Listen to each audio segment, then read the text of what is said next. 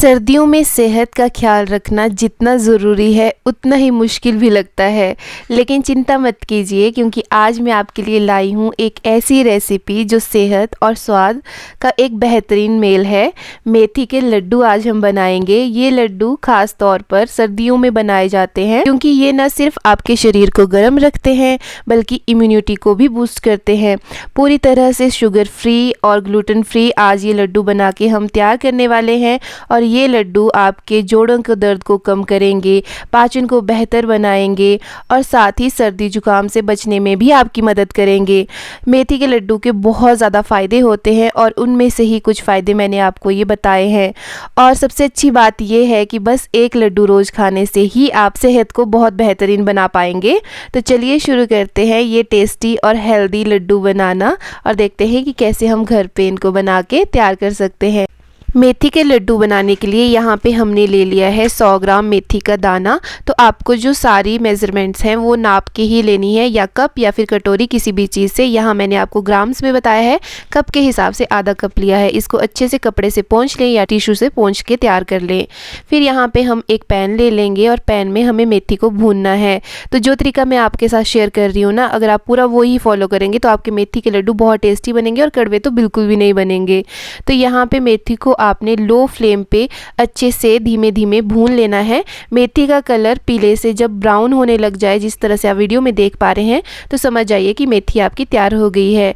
ठंडा होने देंगे इसको और ठंडा होने के बाद हम अच्छे से इसको पीस के तैयार कर लेंगे। एकदम फाइन पाउडर बना के आपको इसका तैयार कर लेना है, जिस तरह से आप वीडियो में देख पा रहे हैं। तो एकदम बारीक हमने पीस के इसको तैयार कर लिया है। अब हम किसी बड़े कंटेनर में इसको निकाल लेंगे।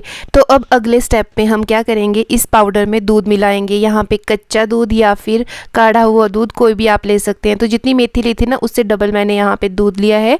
अब हम क्या करेंगे कि थोड़ा थोड़ा दूध डालेंगे इसमें और इसको अच्छे से मिक्स कर लेंगे। ऐसा करने से क्या है कि मेथी की जो कड़वाहट है वो बिल्कुल ख़त्म हो जाती है, जिससे आपके लड्डू कभी भी कड़वे नहीं बनेंगे।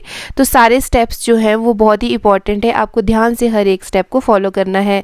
तो थोड़ा थोड़ा करके जो है हम यहाँ पे इसमें दूध को ऐड कर लेंगे और फिर इसका एक गाढ़ा सा पेस्ट बन के तैयार हो जाएगा, जिस तरह से आप वीडियो में देख पा रहे हैं। अब क्या करना है, या तो आप ओवरनाइट इसको छोड़ सकते हैं रेस्ट करने के लिए, या फिर 2 से लेकर के 6 घंटे तक भी आप इसको छोड़ सकते हैं।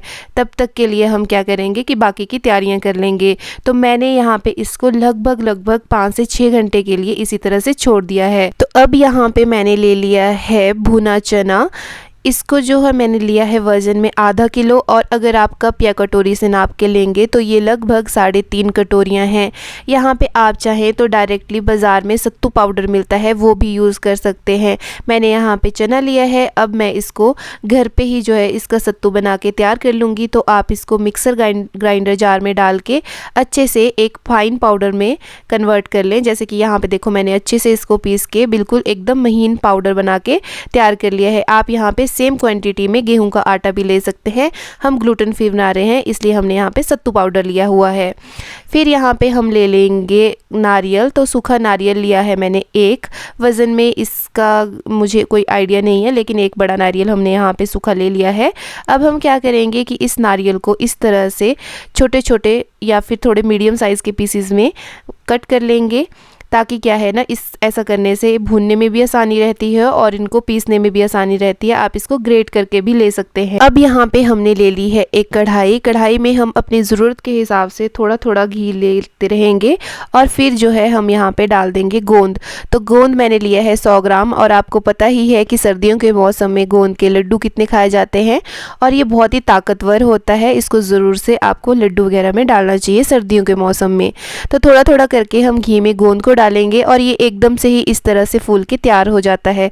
तो जैसे ही आप डालेंगे ना, बस 1 मिनट भी नहीं लगेगा, ये तैयार हो जाएगा। पर आप थोड़ी थोड़ी क्वांटिटी में ही इसको भून के तैयार करें, नहीं तो ये एकदम से फूल जाएगा और फिर जलने का डर रहता है। तो गोंद तैयार हो गया है। अब हम क्या करेंगे, फिर से सेम कढ़ाई में हम डालेंगे थोड़ा सा घी। घी जो है अपनी ज़रूरत के हिसाब से हमें थोड़ा थोड़ा ले लेना है। फिर यहाँ पे डाल रहे हैं हम 100 ग्राम बादाम। फिर बादाम को क्या करेंगे कि घी में अच्छे से 1-2 मिनट के लिए आप लो फ्लेम पे भून लें। जैसे जैसे इसमें से अच्छी सी खुशबू आने लग जाए, फिर यहाँ पे हम ऐड कर देंगे नारियल जो हमने इस तरह से पीसेस में कट करके रखा हुआ था। फिर यहाँ पे हम ले लेंगे काजू। तो काजू मैंने यहाँ पे लगभग 70 से 80 ग्राम लिए हैं। सारी चीज़ों को अब हम लो से मीडियम फ्लेम के बीच में अच्छे से लगातार चलाते हुए जो है भून लेंगे। हल्का सा जब कलर चेंज होने लग जाए, फिर यहाँ पे हम ऐड कर लेंगे हरी इलायची या छोटी इलायची 1 छोटी चम्मच के जितनी, और साथ ही हम यहाँ पे ऐड कर देंगे मीठी सौंफ लगभग 3 बड़े चम्मच के जितनी। तो ये दोनों चीज़ों जो होती हैं वो तासीर में ठंडी होती हैं, जो बाकी चीज़ों को, गर्म चीज़ों को बैलेंस करती है। अब क्या करना है, हमें लो फ्लेम पे ही अच्छे से इनको भी लगातार इसी तरह से भून लेना है। ये सारी चीज़ें अच्छे से क्रिस्पी हो जाएंगी, फिर जो है ये खाने में ज़्यादा टेस्टी लगती हैं और अच्छे से पीस के भी तैयार हो जाती हैं। अब जो है बारी है इसमें ऐड करने की किशमिश। तो हमने किशमिश ली है 100 ग्राम। किशमिश भी खाने में ठंडी होती है, जिससे क्या होता है कि आपके गर्म जो होते हैं लड्डू वो आपको प्रॉब्लम नहीं देते हैं कुछ भी, मतलब बैलेंस रहती है सारी चीज़ें। तो अब इसको भी हमने अच्छे से जो है मिक्स कर लिया है। गैस को यहाँ पे बंद कर लिया, इनको ठंडा होने देंगे और फिर जो है हम नेक्स्ट का प्रोसेस करेंगे। अब सेम कढ़ाई में हमने दोबारा से थोड़ा सा घी ले लिया है और यहाँ पे अब हम डाल देंगे मखाने। तो मखाने मैंने लिए हैं यहाँ पे वज़न में ये 100 ग्राम है। मखानों को भी लगातार इस तरह से चलाते हुए आप इसको भून लें। मखाने को भूनने में भी ज़्यादा टाइम नहीं लगता है। जब ये अच्छे से इस तरह से क्रिस्पी हो जाए तो फिर इनको ठंडा होने के लिए छोड़ दें। अब सेम कढ़ाई में हम दोबारा से ले लेंगे 1 चम्मच जितना घी और फिर जो हमने भुना सत्तू का पाउडर लिया है ना, भुने चने का पाउडर, वो यहाँ पे ऐड कर लेंगे। वैसे तो जो चने हैं वो ऑलरेडी भुने हुए आते हैं, तो आपको ज़रूरी नहीं है कि इसको भून लेना है, लेकिन घी में जब इसको भूनते हैं ना तो इसकी खुशबू और टेस्ट जो है काफ़ी बेहतर हो जाता है। तो मुझे घी थोड़ा सा कम लग रहा था तो मैं थोड़ा सा और इसमें ऐड कर रही हूँ। यहाँ पे चने का पाउडर आप भुने या ना भुने, लेकिन अगर आप गेहूँ के आटे का यूज़ कर रहे हैं तो आपको उसको ज़रूर से भूनना है और लगभग 3-4 चम्मच आप यहाँ पे घी के लें, उसमें उसको अच्छे से खुशबू आने तक भून लें। तो यहाँ पे हमारा जो सत्तू पाउडर है वो अच्छे से भून के तैयार हो चुका है। अब यहाँ पे जो हमने रखे थे ना ड्राई फ्रूट्स वगैरह ठंडे होने के लिए, वो भी अच्छे से ठंडे हो चुके हैं। हमने मखाने भी उसी में ऐड कर लिए हैं और जो गोंद हमने भून के रखा था वो भी इसी में ऐड कर लेंगे। अब आपने इन सारी चीज़ों को जो है थोड़ा थोड़ा करके मिक्सर ग्राइंडर जार में हल्का दरदरा इस तरह से इसको पीस के तैयार कर लेना है। तो इसका टेस्ट जो है बहुत ही बढ़िया आएगा फिर लड्डुओं में। तो ये तो अब रेडी हो चुके हैं। अब हम करेंगे नेक्स्ट का प्रोसेस। तो यहाँ पे मेथी को भिगोए हुए भी लगभग 6 घंटे हो गए हैं और इसने देखो सारा दूध जो है उसको सोख कर लिया है। साथ ही जो मेथी है हमारी अच्छे से सेट हो चुकी है। तो चम्मच की मदद से हम इसको इस तरह से निकाल लेंगे और थोड़ा थोड़ा इस तरह से इसको मैश भी कर लेंगे। अब जो है मेथी को हमने भूनना है। तो भूनने के लिए सबसे पहले हम क्या करेंगे, सेम कढ़ाई ले लेंगे जो अभी तक हम यूज़ कर रहे हैं। इसमें जो है 3-4 चम्मच हमें घी के डालने हैं। थोड़ा सा ज़्यादा डालना पड़ता है मेथी भूनने के लिए घी। और फिर जो है जो मेथी का हमने पेस्ट जैसा रखा था ना, इसको भून लेंगे। अब जैसे हम हलवा बनाते हैं ना सूजी का, बस उसी तरह से लगातार चलाते हुए हमें ये जो मेथी है इसको भी भून लेना है। ऐसा करने से क्या है, एक तो इसका टेस्ट बहुत बढ़िया हो जाता है, दूसरा हल्का अगर कड़वापन बच गया हो वो भी ख़त्म हो जाता है।